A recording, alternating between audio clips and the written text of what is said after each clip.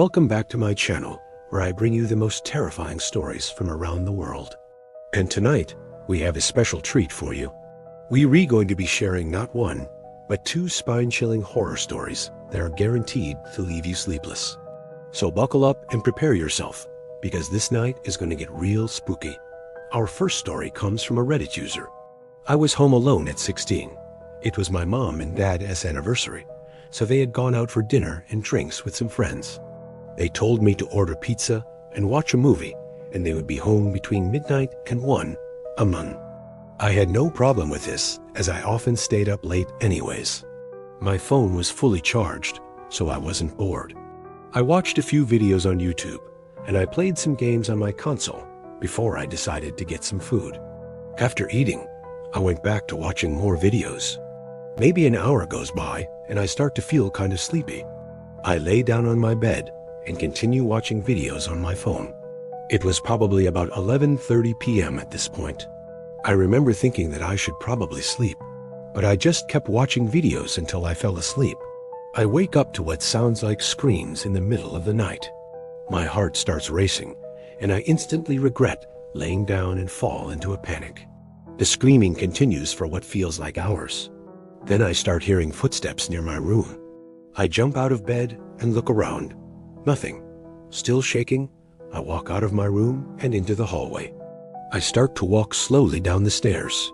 I peek around the corner to see if I can see anything. Nothing. At this point, I'm trying to convince myself that it was all just a dream.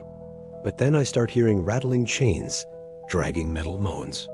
My blood runs cold, and I run to the front door. I start to shake and cry while fumbling for the door handle. I manage to open the door and step outside. In front of me is my driveway, which leads to the road and then to the neighbor's house. On the other side of the road, I see what looks like a dark figure dragging itself towards me. I scream at the top of my lungs and run away. I don't know how long I ran for, but eventually I come to a stop. Catching my breath, I turn around to see if whatever that thing was still following me. I see my neighbor standing there with a confused look on his face. He asks me what's wrong, and I explain what I saw. He tells me that he didn't see anything and to go back home. I thank him and slowly walk back to my house. As I approach the front door, I hear those rattling chains again. I run inside and lock the door behind me. I call my mom, and she tells me to calm down and that she's on her way home. A few minutes later, I hear the sound of my dad's car pulling into the driveway. I run to the window and see them getting out of the car. I open the door and run into their arms. My dad asks what happened and why I called. I explain everything to them, and we go inside. The three of us were sitting in the living room, talking when we heard a loud bang from upstairs. We all jump and look at each other. My parents tell me to go check it out, while they stay downstairs just in case. I walk slowly up the stairs and to my room. I open the door and see that everything is fine. I close the door and go back downstairs. The rest of the night passes without a hitch, and my parents go to their room. I go to mine. That's when I start hearing scratching noises coming from under my bed. I pull the covers over my head and try to fall back asleep, but I can't help but listen intently for any more sounds. I never heard anything else that night. In the morning after, of course, sleeping maybe 2 hours at most, I get up and go to the bathroom. Staring back at me from the mirror is the worst case of bedhead I've ever seen. I laugh at myself and wash my face. I look in the sink and see how pale I am. I splash some water on my face and try to cheer myself up. I need to get ready for school.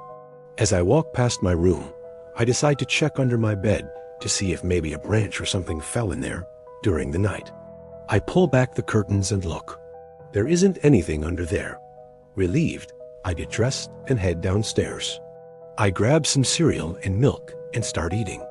I'm so distracted thinking about last night that I don't notice my mom standing there watching me. She asks me if I'm all right, and I tell her yes. I finish my cereal and run out the door. At school, my friends ask how my night was, and I tell them the whole story. They think it's really funny, and we laugh about it. I'm still a bit scared, but nothing happened after that night. I wonder if it was just a figment of my imagination. Our next story comes from another Reddit user. I work as a behavioral interventionist and work with kids who have severe behavioral and educational needs. One particular student has some pretty intense anxiety and will have panic attacks. She gets very upset at night. I was working with her from 4 p.m. to 12 a.m. and her parents were picking her up at midnight. While getting her ready to go home, I noticed she was having a full-blown panic attack. She would always do this when her parents were running late. Her brother and sister were also on their way over, and she was worried that they would make fun of her for crying. I stayed and talked with her until her parents arrived. As soon as her mom walked through the door, she immediately calmed down and stopped crying. Her mom said that she had to leave early and asked if I could watch her until 1. I agreed, and she left. I went back to playing with her brother and sister until about 12:30 a.m. That's when her mom texted me and said that she would be there in 10 minutes.